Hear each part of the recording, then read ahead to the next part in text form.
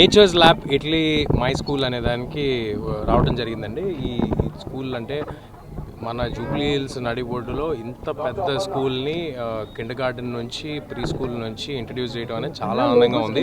పిల్లలందరికీ ఒక open mind, open schooling చాలా చాలా హెల్ప్ చేస్తుంది ప్రిమిటివ్ ఏజెస్లో. సో డెఫినెట్గా do checkout my school Italy. Thank you.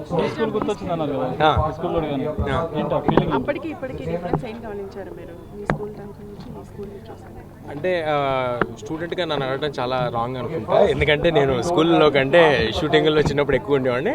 But jokes side, నా స్కూల్కి ఈ స్కూల్కి సంబంధం ఏంటంటే నేను హైదరాబాద్ పబ్లిక్ స్కూల్లో చదువుకున్నాను. అది కూడా 300 ఎకరాల్లో ఉండేది స్కూల్.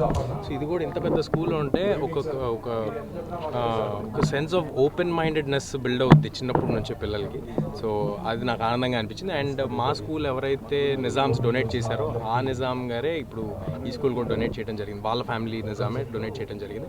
సో ఇంత మంచి ఇనిషియేటివ్ తీసుకున్న వాళ్ళందరికీ, ప్రసాద్ గారు, పార్టీ గారికి, అపర్ణ గారికి అండ్ హిజ్ ఎక్సలెన్సీ రౌనక్ గారికి, నిజాం రౌనక్ గారికి అందరికీ congratulations and all the very best.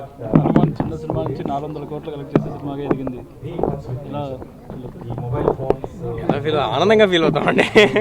అయిపోయింది అంటే వీఆర్ వెరీ హ్యాపీ. ఇంకా పెద్ద బాధ్యత భుజాల మీద ఉంది కదా జై హనుమాన్.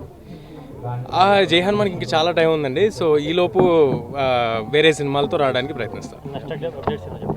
ఇది మళ్ళీ నెక్స్ట్ ఇయర్ వచ్చేస్తుందని చెప్పారు, అనౌన్స్ చేశారు కదా.